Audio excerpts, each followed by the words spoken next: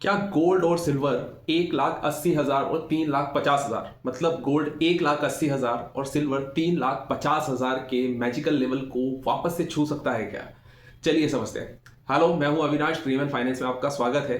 Gold 1,80,000 और 3.5 lakh near future या कुछ हफ्ते में जा सकता है क्या? फ्यूचर में तो जाएगा, बहुत सीधी सी बात है क्योंकि सेफ हेवन है, लेकिन आगे आने वाले कुछ हफ्तों में क्या ये जाएगा?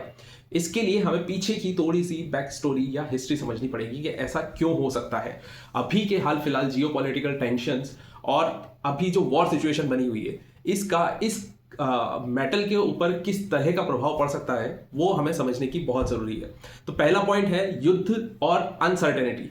गोल्ड और सिल्वर की मांग को बढ़ा देती है। जब भी दुनिया में बड़ा जियो पॉलिटिकल टेंशन होता है या वॉर टेंशन क्रिएट होती है, जैसा कि अभी चल रहा है, अभी हाल फिलहाल गोल्ड और सिल्वर ना पिछले एक साल में इतना बढ़ गए हैं कि अभी वहां पर सेचुरेशन पीरियड चल रहा है।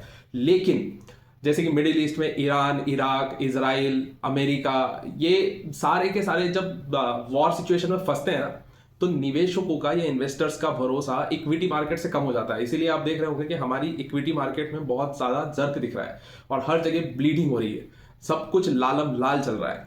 ऐसे माहौल में लोग अपना इन्वेस्टमेंट उन्हीं एसेट्स में लगाते हैं जो कि सेफ हेवन कहलाते हैं, गोल्ड और सिल्वर। और यहीं पर सारा पैसा हेज फंड्स का या सभी सेंट्रल बैंक्स का भी जाता है। तनाव लंबा चलता है, युद्ध का खतरा भी बढ़ता है, तो दुनिया के बड़े बड़े फंड्स, संस्थागत इन्वेस्टर्स सिल्वर में अपना एक्सपोजर बढ़ाते हैं, गोल्ड के अंदर अपना एक्सपोजर बहुत ज्यादा बढ़ा देते हैं और इससे कीमतों में बहुत ज्यादा उछाल देखने को मिलता है।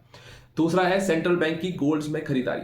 अभी हाल फिलहाल पिछले 2-3 सालों में आपने ऑब्जर्व किया होगा कि बड़ी बड़ी सेंट्रल बैंक्स जो हैं, सेंट्रल बैंक्स मतलब जैसे इंडिया की सेंट्रल बैंक हो गई, यूरोपियन सेंट्रल बैंक्स हो गई, रशियन सेंट्रल बैंक्स हो गई, या मिडिल ईस्ट की सेंट्रल बैंक्स हो गई, चाइना सेंट्रल बैंक हो गया, तो इन्होंने गोल्ड के अंदर एक्सपोजर अपना बढ़ाना चालू कर दिया है जस्ट बिकॉज ऑफ कि इनका किसी भी दूसरी करेंसी के ऊपर से भरोसा हटता जा रहा है।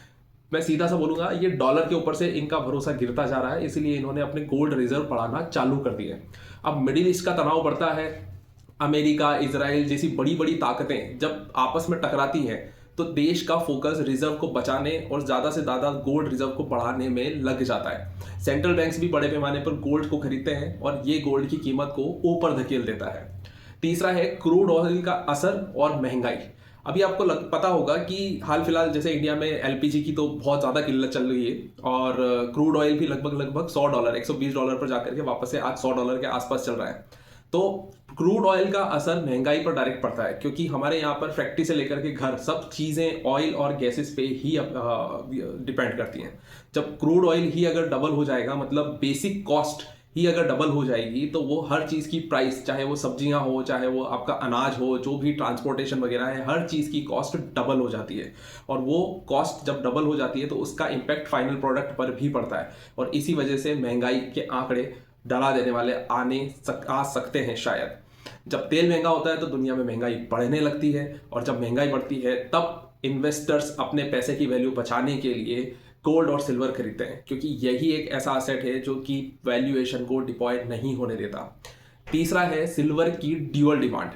सिल्वर की ड्यूअल डिमांड का मेरा मतलब है कि सिल्वर को एक तो इंडस्ट्रियल यूज भी है और दूसरा इन्वेस्टमेंट यूज भी है।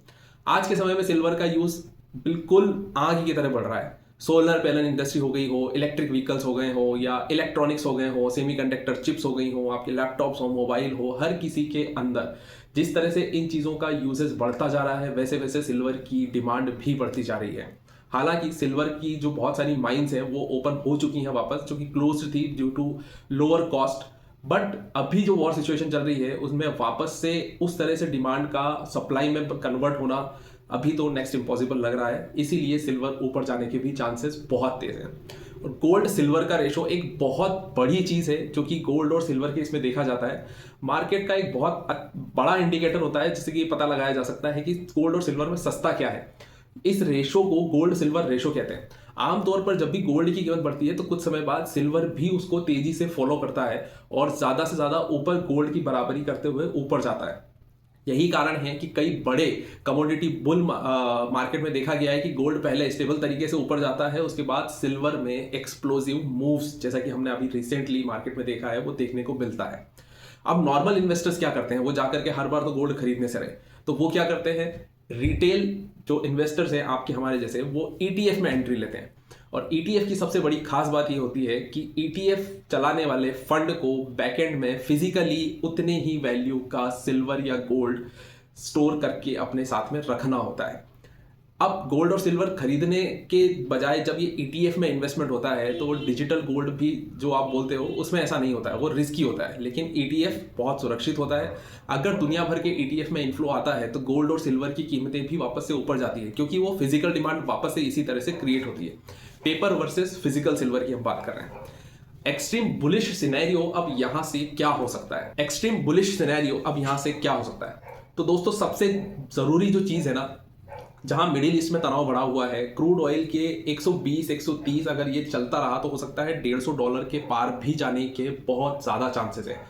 महंगाई बढ़ेगी, निवेशक सेफ हेवन एसेट्स की तरफ भागेंगे ही भागेंगे, ETF की तरफ जोर जाएगा और बड़े इन्वेस्टर्स डायरेक्टली गोल्ड और सिल्वर में अपनी पोजीशंस क्रिएट करेंगे। ऐसे माहौल में जो एक पॉसिबल चेन रिएक्शन बनता है वो यही बनता है कि क्रूड ऑयल में तेज उछाल आता है, महंगाई आती है, डॉलर और करेंसी में एकदम से बूम आता है, हमारी करेंसी बहुत ड्रॉप कर जाएगी। और उसके पीछे, क्योंकि डॉलर की डिमांड को हमको पूरा करना पड़ेगा ऑयल और गैस रिजर्व को खरीदने के लिए, जहां हमें 100 रुपए देने पड़ रहे थे अभी पेट्रोल के, वहां गवर्नमेंट को अब 200 रुपए देने पड़ेंगे इन डॉलर टर्म्स। तो निवेशक सेफ हेवन की तरफ जाएंगे और उसकी डिमांड एकदम से बढ़ेगी। और हो सकता है कि अगले 2-3 हफ्तों में, इसीलिए मैं कह रहा हूं कि गोल्ड 1,80,000 या चांदी 3,50,000 आराम से जा सकती है। आपको क्या लगता है, ये क्या सिचुएशन ऐसी क्रिएट हो सकती है कि अगले 1-2 हफ्तों में हम ये रेट देखें? आप बताइए कमेंट करके कि आपको क्या लगता है।